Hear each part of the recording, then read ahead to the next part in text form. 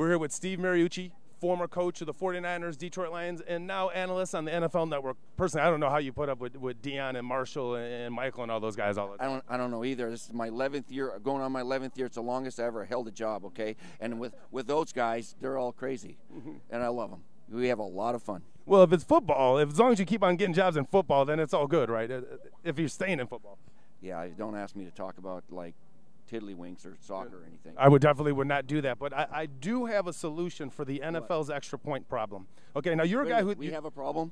Well, the fact that you make 99.6% of the extra points or something like that. Kickers are pretty good these days. You know, they practice when they're little kids like this. Play 60, they're all kicking. Well, I don't want to get the kicker out of the game. They can still kick field goals. They can kick the kickoffs. But what I want to make the extra point more exciting in the NFL is if you want to go for one and kick the extra point, the converter of the touchdown is the one that actually has to kick the ball. So just say Alshon Jeffrey, the Bears, scores a touchdown, puts the ball down, walks to the, then he's the one that has to kick it if they want to go for one. Or just say Danny Shelton gets drafted, picks up a fumble, returns it 7 yards, needs oxygen, and he's the one that has to straight toe Luke Rose to kick it out. You need oxygen. Wait a minute. So you're saying like Peyton Manning, he runs in for a touchdown on a little quarterback, he's got to kick the extra point? Well, they might have to go for two, but yes. What's the matter with you? That's not going to work. Everybody's got to learn how to kick. So these big guys, you saw some of these guys. Leonard Williams, you know what? He Massive. Leonard Williams told me he could do it. He probably could kick it pretty far, huh? Yeah, he said, I can do it. And Danny Shelton. That would add to the fun of watching football, because some of these big guys, they might deflate the ball. That was good, huh? Yeah, you know what? Your idea is crazy. It ain't going to happen. Well, Melvin Gordon doesn't want it either because he wants his team to be able to score. So I just specialists in this league. We have specialists, and somebody runs, somebody blocks, somebody kicks. Well, but it is football, though, right? So, but how often does somebody playing football actually? Like in television, you're behind the mic, he's behind the camera. Some of the guys doing something else, right? You're a specialist. You can't do it all. Yeah, well, I'm a little special, but I can't do it all. But you're special, all right. I just want the extra point to be a little bit more exciting in the NFL. Okay, enough of that. The draft's about to come. Now, there's two quarterbacks that everybody likes. If you were able to, Marcus Mariota and Jameis Winston. If you had a choice, if you were on the clock, you were the Buccaneers and had to get a quarterback, which one would you take? Well, it'd be Jameis Winston right now because he is the most pro-ready. What do I mean by pro-ready? He doesn't kick.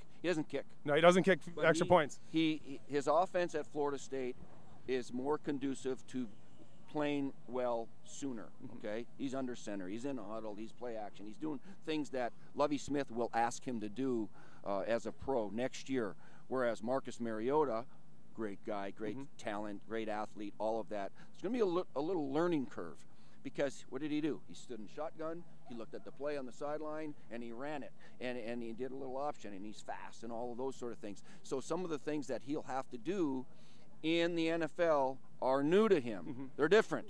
They're new. And unless Chip Kelly comes up and gets him, right? Yeah. So then he starts right away, but I would think.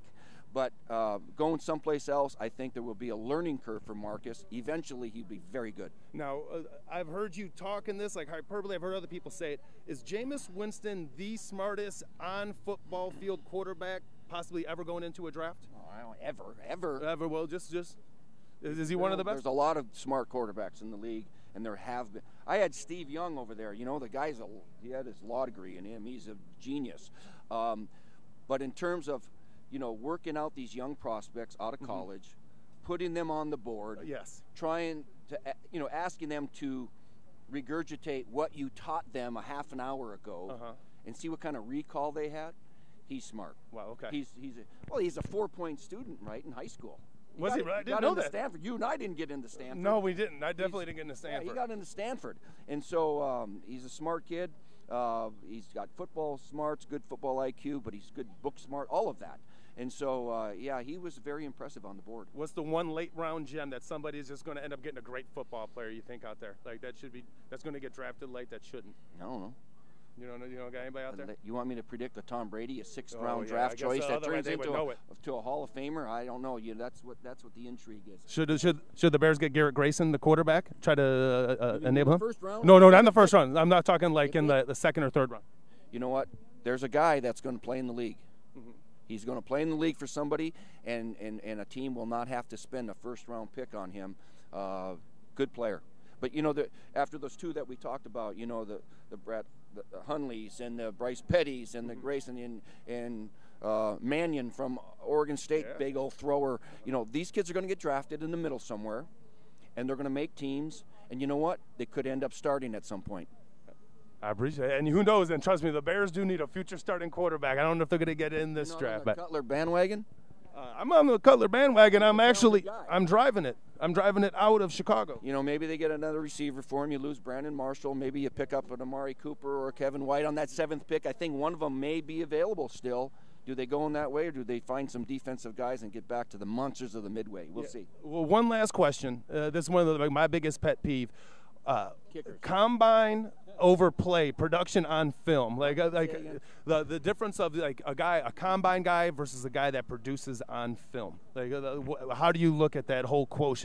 Like, is it all about the film, or? No, it's not all about anything. It's an accumulated evaluation. The combine is about measurables, right? That's one part of it. You know, height, jump, bench, all that stuff, right? The other part of the combine is the physical, right? They all meet at one time, and they all get pulled on and tugged around, and they get a good medical grade. It's very important. They do interviews. That's very important, too. Oh, yeah, the film. That's very important. How does the guy play the game? You know, so you add it all up. Socially, you know, does he have issues, right? You add that all up to get an evaluation on a kid. You don't have to give me the player, but what is the craziest question you ever asked somebody in an interview? Do you think that the guy who scores a touchdown should kick the extra point? That's the craziest thing I ever heard. That's freaking ludicrous from Steve Mariucci. I appreciate it, Coach. Thanks a lot. All right, guys.